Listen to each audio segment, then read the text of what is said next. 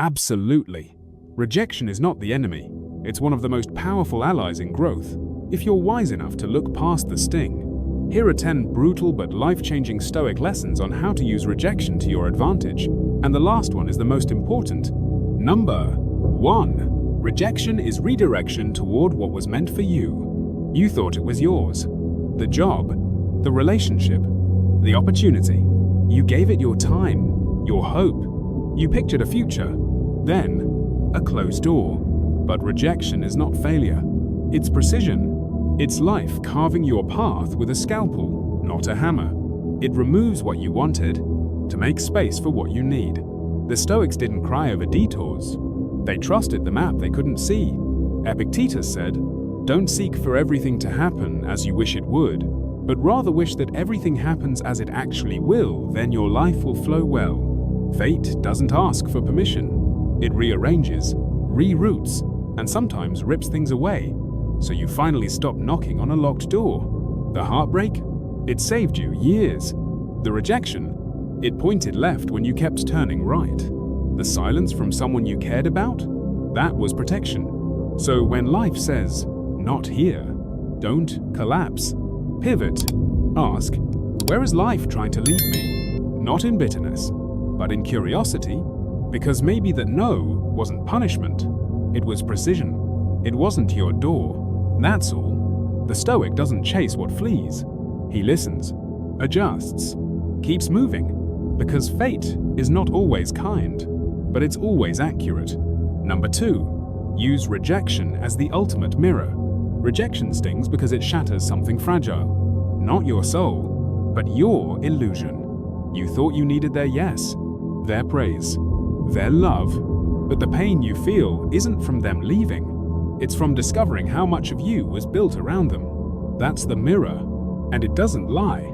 The Stoics never chased approval. Marcus Aurelius wrote, "Ambition means tying your well-being to what other people say or do. Sanity means tying it to your own actions."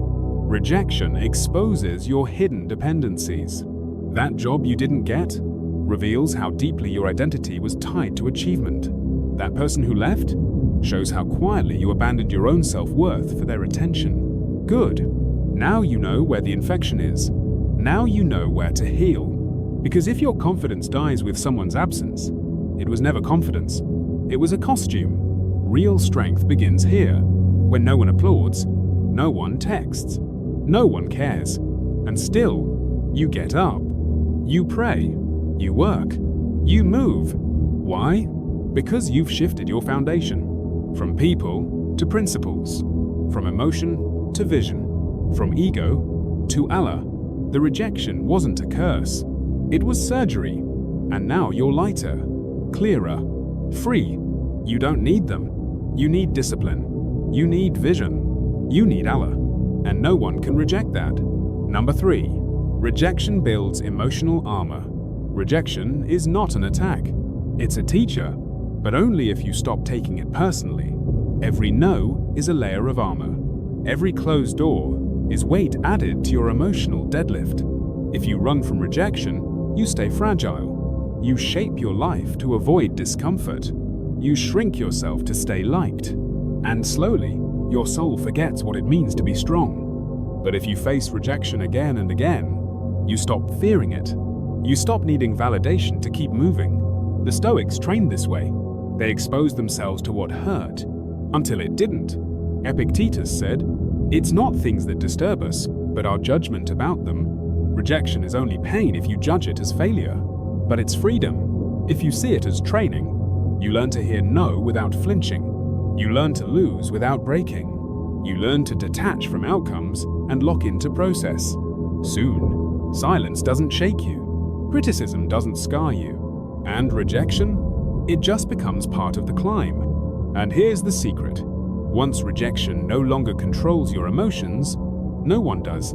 Now you move through the world with quiet power, not needing praise, not fearing dismissal, because your worth is no longer on the table. It's anchored in something deeper, unshakable, untouchable. That's not ego, that's armor. Number 4. Let rejection sharpen your strategy, not kill your mission. Rejection is not a wall, it's a signpost. It doesn't say, stop. It says, not this way. Most people take it personally. They crumble. They assume one failure means they are the failure. But the Stoic sees rejection as data, a message from the battlefield.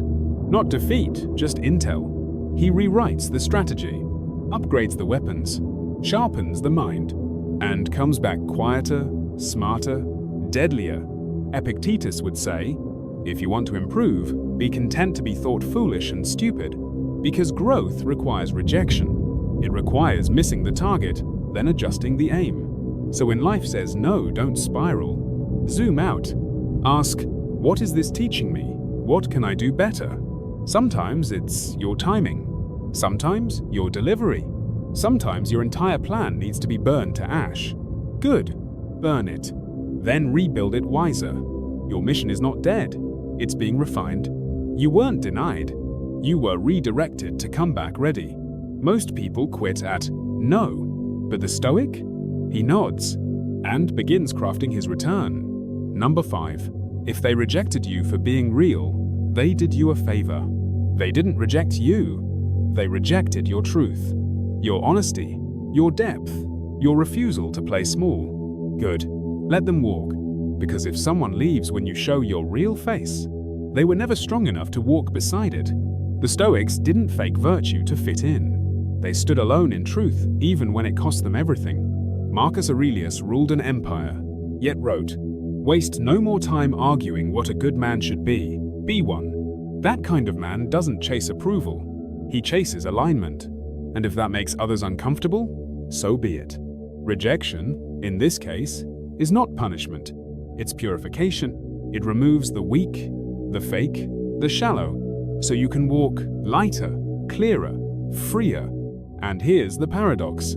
The more you accept losing people for being real, the more you attract those who value what's real. Let them go. Let the masks fall. And remember, you weren't abandoned.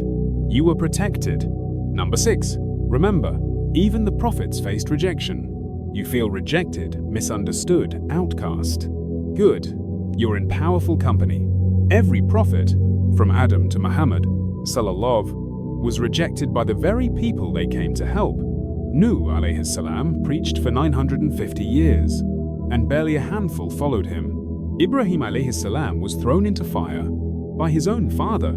Muhammad salam was called a liar, a madman, a poet, by his tribe, his neighbors, his blood, not because they were wrong, but because they were right in a world addicted to wrong. So when you face rejection for being real, sincere, or righteous, don't fall apart. Stand taller. The world has always hated light that's too bright. It exposes too much. And truth, by its nature, offends comfort. The Stoic said, if you want to improve, be content to be thought foolish and stupid. Epictetus. Allah says, do people think they will be left alone after saying, we believe without being tested? Quran 29:2. Rejection is part of the test, not because you're failing, but because you're trying to pass where most never even show up. Stay firm. You're not just rejected, you're refined. You're on the path of the prophets. Number 7. Rejection is the fire that burns away weak desires. You begged for it, you worked for it, you lost it, and that's where most people collapse. But not you, because now you understand. Rejection isn't the enemy, it's the purifier. What left you couldn't carry the weight of your future. It cracked under pressure. Good. Let it burn. Let the flames show you what was real and what was fantasy. The Stoics never chased what wasn't meant to stay. They trained themselves to say, if it leaves, I didn't need it. What's left after rejection? Only the desires that refuse to die. The ones you'll chase with blood in your teeth. The ones you'll rebuild from ashes. The ones that make you undeniable. Allah doesn't close a door to punish. He closes it to redirect, away from the weak, toward the unshakable. You don't rise after rejection by crying for what left. You rise by becoming the person who never needed it in the first place. Number 8. Use rejection as fuel, not a funeral. It didn't work out. They didn't choose you. The door slammed shut. Good. That's not your cue to collapse. That's your signal to ignite. The Stoic doesn't throw pity parties. He turns pain into power. He builds from the rubble. Marcus Aurelius wrote his meditations while being betrayed. Epictetus taught philosophy after being enslaved. They didn't mourn rejection, they weaponized it. You lost something? Then gain something. A new skill, a sharper vision, a stronger core. Let them walk away. Let the opportunity vanish. But don't let the energy die. Channel it. Bleed it into your craft. Grind with a fire that whispers, "Thank you for the rejection." Now watch. Rejection isn't a grave. It's gasoline. Burn with it. Number 9. The more you get rejected, the closer you are to something great. Rejection isn't the wall, it's the ladder. Every no is a step. Every closed door is a redirection, not a dead end. Look at the ones who changed the world. They were laughed at, ignored, mocked, but they kept showing up. J.K. Rowling was rejected by 12 publishers. Thomas Edison failed 1,000 times. The Prophet ﷺ was rejected by his own tribe, but they stayed the course. They understood. Rejection is the cost of impact. Not a punishment, a price. You're not losing when you get rejected. You're paying the toll on the road to greatness. So next time it happens, don't flinch.